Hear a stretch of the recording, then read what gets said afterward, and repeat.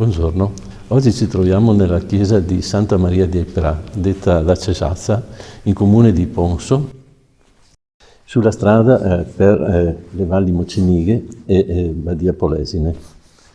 La chiesa viene attribuita al IX-X secolo e nei periodi successivi ha subito varie trasformazioni e ampliamenti. Viene fatta costruire in una posizione strategica sulla strada per il lago di Vivizzolo.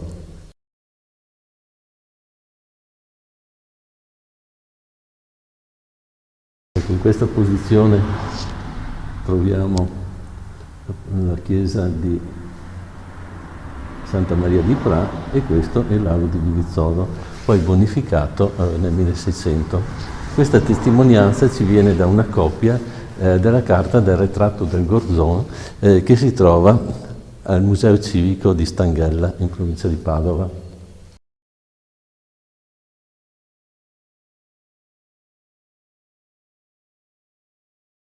La chiesa si presenta a una sola navata con il tetto sorretto da capriate in legno. Il pavimento è in cotto, posizionato a spina di pesce, e in mezzo al pavimento della chiesa troviamo questa lapide dedicata a un antico rettore deceduto nel 1747. La chiesa presenta degli affreschi della fine del XIV secolo che sono stati scoperti in un restauro relativamente recente, risalente a 30 anni fa. Questi affreschi erano stati precedentemente coperti e di questi si era perso traccia, per esempio, nella visita vescovile del 1587.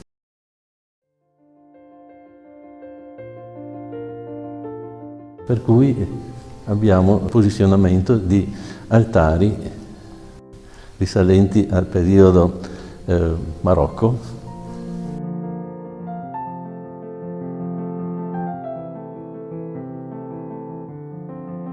In particolare quello dedicato alla Beata Vergine Maria.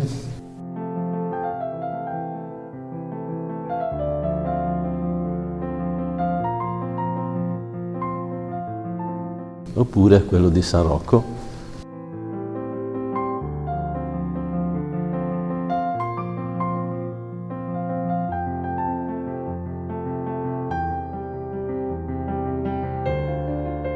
Ma anche quello relativo all'altare maggiore, che viene posto giusto davanti a una precedente parete affrescata, rappresentante la crocifissione, sempre risalente alla fine del XIV secolo.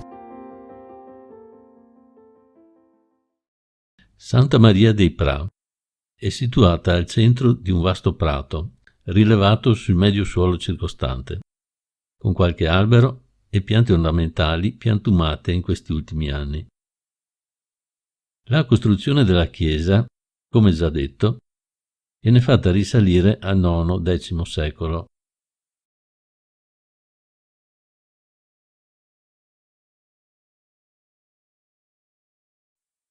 Nei muri perimetrali si individuano molti pezzi di laterizi romani, probabilmente recuperati in loco, e davanti alla chiesa, tra i cipressi, una parte di colonna rastremata romana. Forse proprio per sottolineare questa sua antichità di antica pieve, è stata chiamata la Cesazza dalla popolazione locale, escludendo quindi il termine spregiativo.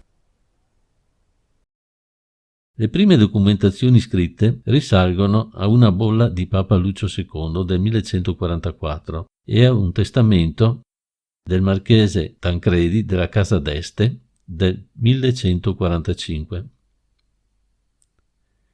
Fino al 1389 faceva parte della Scodosia, ma in seguito il territorio di Ponso fu aggregato alla podestaria di Este. La chiesa ha pianta rettangolare, circa 18 metri di lunghezza per 9,5 di larghezza e 7 metri di altezza, con un piccolo campanile nell'angolo nord-est, terminante con un tetto a cuspide, che si presume risalente al XV secolo. Nella visita pastorale del vescovo Barozzi del 1489 si descrive la chiesa con un'abside sporgente poligonale, ora rettificata e parzialmente inserita in un corpo aggiuntivo. Sulla facciata, rivolta a ponente, sono visibili 4 sottili lesene che si prolungano fino al tetto. Sopra la porta principale d'ingresso, in alto, in prossimità del tetto, si intravede un ovulo rotondo, che fino a non molto tempo fa doveva avere delle tracce di affresco.